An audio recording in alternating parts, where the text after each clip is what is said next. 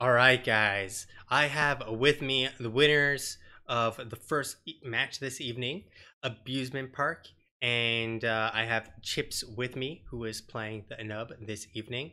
So, congratulations on, well, instead of being stomped as the bug, you did some stomping as as the Anub. Yeah, no. The first game they tried to choke me out there, and I was actually kind of happy because I don't usually get to play a Nubrak, and he's one of my favorites. So it was fun to do that, and it worked out. So that's even better. Yeah, it definitely worked out for you guys. I Yeah, mean, you had CC Death Train, the Warden's Cage, the AoE from Nitty, and then like yeah, basically you executed one person and Nitty just executed the rest after that. yeah. That was the Cursed Hollow game is for sure nice with that aspect because, and then the Cocoon worked out really good too because if you used it straight on Karazim, who we actually didn't think was going to go Palm, we thought seven-sided strike. I could have counted 3 or 4 times on like that I would have died if he would have been seven-sided, but Mhm. Palm, Cocoon, and then we just get a resets after reset. So it worked out good for sure. Yeah, the palms definitely didn't get value either. It Yeah, was it seemed like only one or two palms really got off before yeah. everyone died, and it really just delayed the rest of the team dying. Hmm. Oh So, yeah, no. Oh, sorry. Go on. Yeah. oh yeah, you can keep going. Don't worry. No, no. Nothing more to say about the palm. Yeah, just Were you guys worried at all about the fact that they had the Hanzo and were going to try for the boss control, or were you guys not worried because you had the Dahaka to basically burrow in and soak simultaneously? you know what? We were a little worried about the wave clear purposes, Hmm. and our camp clear was just brutal. I Yeah. mean, the only reason I think we had a slight chance macro wise was because of the Dahaka pick, but we decided that our 4-man death ball could get away with it a little more.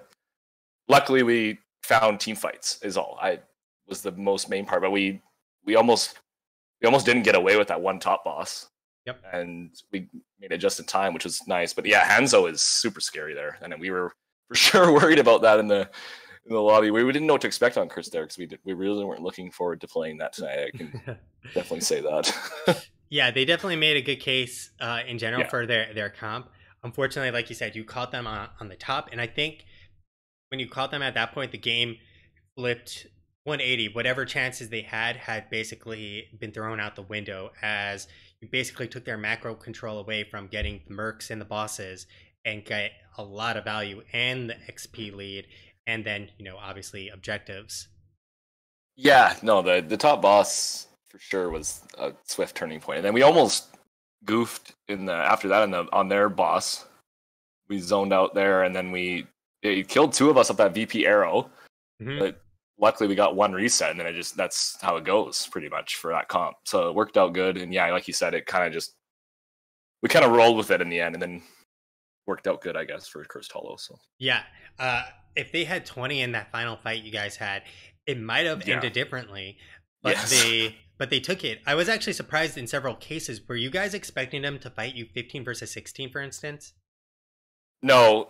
Well, no, yeah, there was a lot of actually down talent tiers, especially that one fight by the boss. We were like when it was 2018 there Hmm. or whatever, and we 20. If they had 20 though, that was for sure win. Like Zeratul in that last, I think when we were mid lane just before we ended the game, they we barely scraped by with that. It was just they had a scary 20 comp, and luckily we were able to get away with it. I think, but Hmm. that's worked out good. Yeah, for sure. We were caught off guard with a couple of that bottom boss. 90 says go sit in that bush, and they came out of nowhere.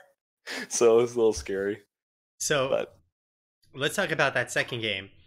okay. Have you guys played that camp before? Because the execution was on point, blowing people up left and right. Uh, well, it's the first time I played a Nubarak in NGS, and today, and Tomb of the Spider Queen. We usually use a.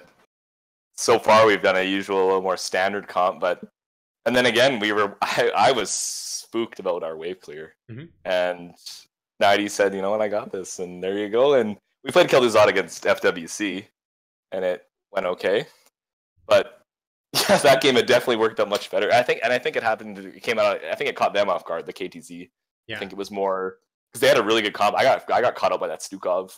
Like I think twice. I think my two deaths were because I was silence locked and then Thrall rooted me. But no, Hmm. that I think it definitely didn't. The KTZ hurt. That's for sure. Yeah, I think their comp, if it didn't have to face the Kel'Thuzad, would have been much better. Like the Kel'Thuzad was just really good because Yeah. they had Thrall as a solo lane, which means essentially their team was really four squishies when you Yeah. get it all said and done. Which means that Kel'Thuzad has plenty of juicy people to blow up immediately. Yeah, no, and we saw, well, and the best part for us was no dive. It had Hmm. nothing to get to him.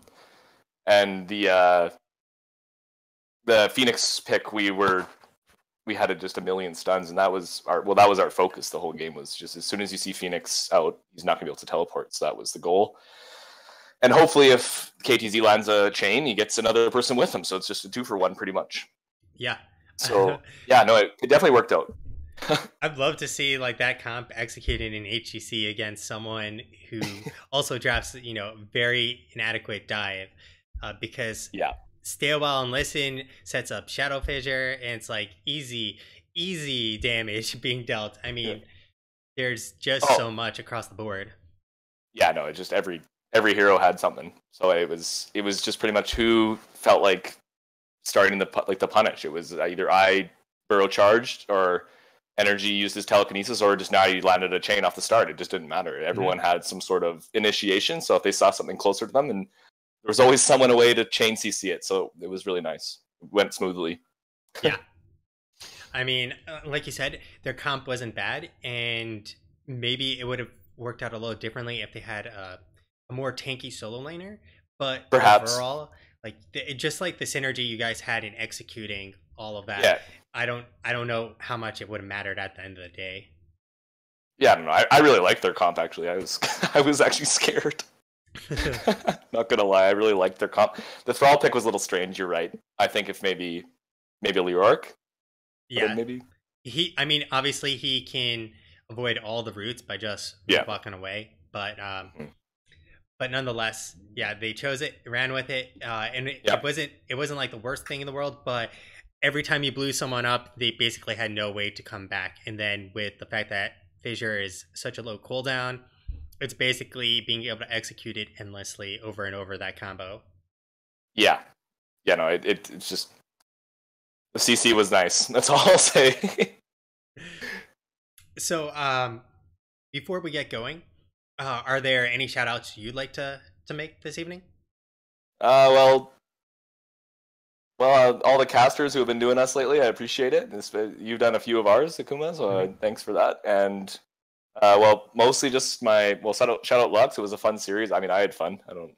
I got to play a Nubarak, so I guess that was a treat. And shout out my teammates. I had a rougher season last season. We're putting it together this season, so I like it. Keep going. Yeah, that should actually put you up. This will be a little weird because this is Jimmy only has two games. That puts Yeah. you 7-3, and they're three We and actually one. played This Is Jimmy too, which is even weirder than for this week. Ah, Yeah, so we'll see. well, right now that you're still in the top four, and so you can very likely be in potentially even number one if you can land the domination against them as well. Yeah, we'll see. Hopefully. Well, best of luck, and if I don't get a chance to cast any more of your games, well, good luck in the rest of the season. Okay, thank you very much, Kuma. Appreciate it. Have a good evening. You too. All right, guys, that's going to be it for game number one.